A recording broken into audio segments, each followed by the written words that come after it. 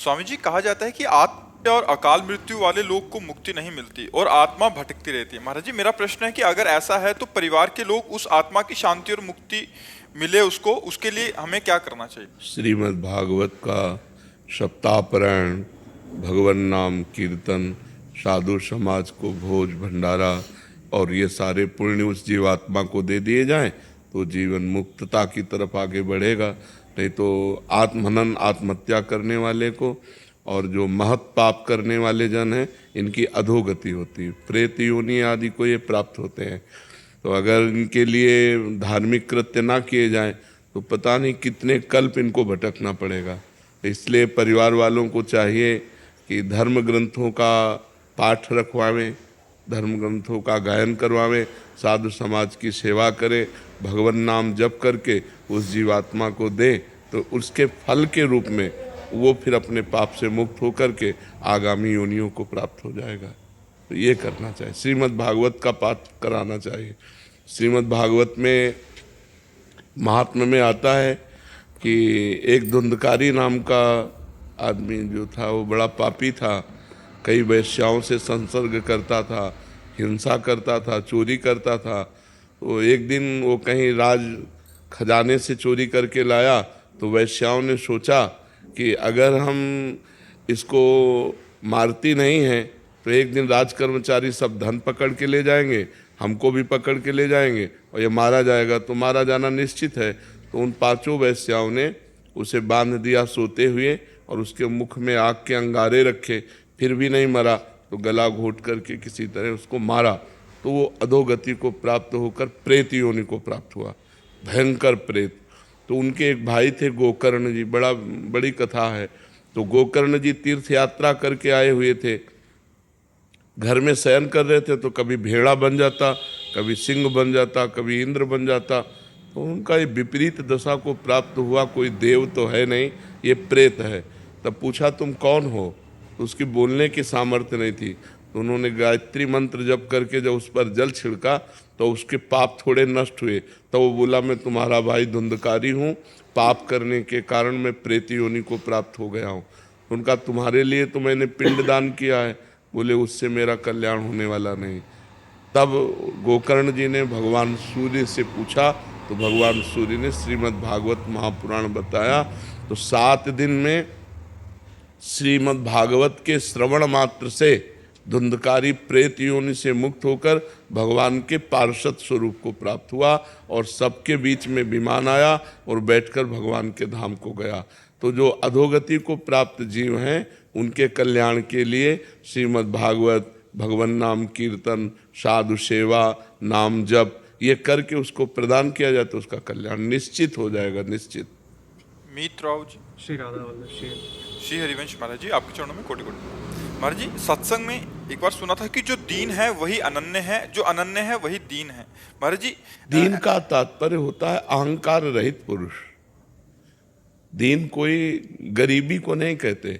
जो ये दैन्य शब्द है अहंकार रहित, भक्तों में बड़ी दीनता देखी जाती है, विनम्रता देखी जाती है, बड़ी शालीनता देखी जाती है, गंभीरता देखी जाती है, वो अहंकार रहित होते हैं। ये अहंकार ही सृष्टि का मूल है जो हमें अज्ञान में फंसाकर, देह भाव में फंसाकर नाना प्रकार के कर्म करवाता है। संस्कृति मूल शूल प्रदनाना सकल शोकदायक अभिमाना, ये समस्त दुखों को देने वाला अभिमान। जैसे मैं पुरुष हूँ, मैं धनवान हूँ, मैं विद्वान हूँ, मैं कुलवान हूँ, बहुत प्रकार का अभिमान होता है। ये अभिमान ही दुख देने वाला है। अगर ये अभिमान भगवान की कृपा से नष्ट हो जाए तो उस स्थिति का नाम दैन्य है। यही दरबार दीन को आदर रीति सदा चली आई। दीनता, कोई अभिमान नहीं, अपने को सबसे छोटा समझना। तो ये दीनता भगवान के भजन से, शास्त्र स्वाध्याय से जब ज्ञान प्रकट होता है तब आती है कि सब में वही राम रमा हुआ है, किससे अभिमान करें, यहाँ भी वही है, सब में वही रमा हुआ है। इसलिए वो दैन्य हो जाता है, अहंकार नष्ट हो जाता है। जब हम दूसरे को देखते हैं तब अहंकार आता है, जब अपने इष्ट को देखते हैं तो अहंकार नष्ट हो जाता है।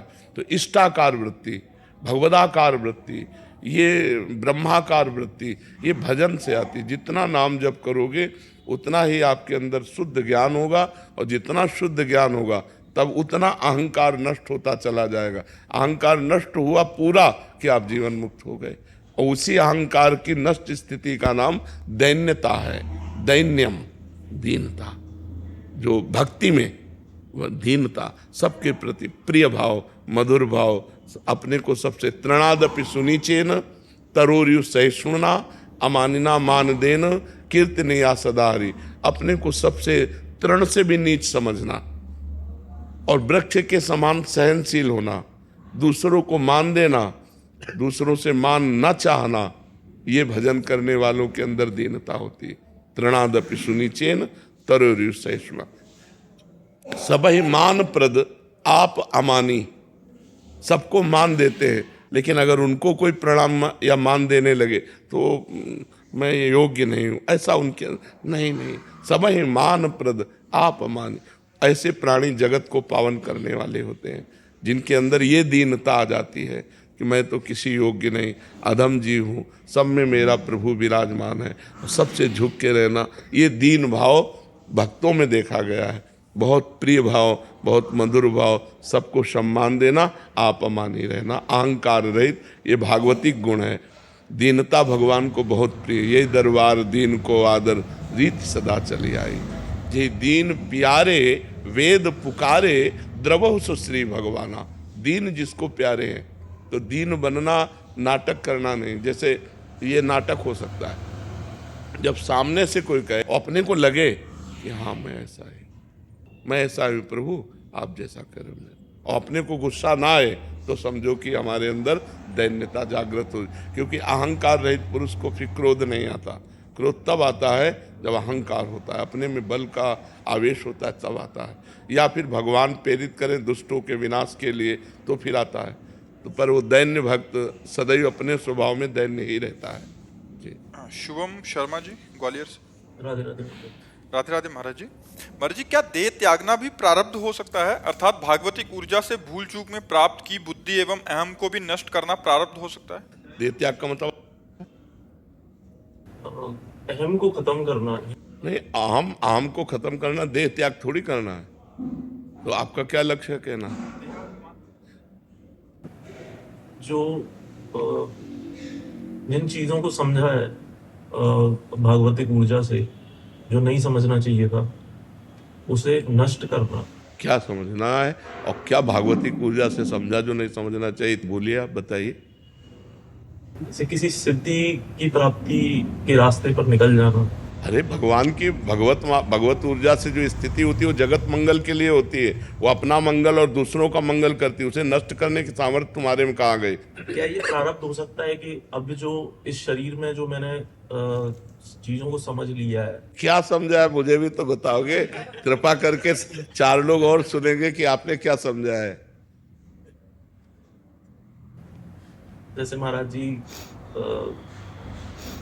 सब कुछ लीला है, कि कुछ भी लीला के परे नहीं है। हाँ। जो मैं हूं वही यहाँ पे है। हाँ। तो मैं जब दुख दे रहा हूँ या मुझे दुख मिल रहा है, जी। नहीं, दुख मिल किसको रहा है? जब इतनी ऊंची बात कर रहे तो दुख की संज्ञा किसको है? आत्मा तो नैनम छिन्दन्ति शस्त्राणि नैनम दाति पावका न चैनम क्लेदेन त्यापो न शोष्यति मारुता। अग्नेयास्त्र में सामर्थ्य नहीं कि जला सके, वायुआस्त्र में सामर्थ्य नहीं कि उड़ा सके, वरुणास्त्र में सामर्थ्य नहीं कि उसे भिगो सके, तो दुख कैसे स्पर्श कर सकता है? दुख है क्या? भ्रम। किसको? किसी को दुख नहीं। दुख भ्रमात्मक पुरुष को होता है। जब ये ज्ञान हो गया कि जो मैं हूं वही तुम हो और वही सारा जगत है, तो फिर दुख कहाँ है? विचार करके देखो, कहाँ दुख है? आप कहते हो मैं उस विचार को नष्ट कर दूं, किसको? कौन सी स्थिति है? लेकिन उसके रास्ते में जैसे आप बताते हैं कि जब भगवत प्राप्ति के रास्ते पर जब चलते हैं तो संसार के दुख, जब ये अनुभव, सुनो, अभी तुम बच्चा हो, जब ये अनुभव हो जाएगा कि जो मैं हूं वही तुम हो, वही सारा जगत है, तो जड़ चैतन्य सब कुछ भगवत स्वरूप है। अब रास्ता कहाँ रह गया? वो तो पहुंचा हुआ पुरुष है।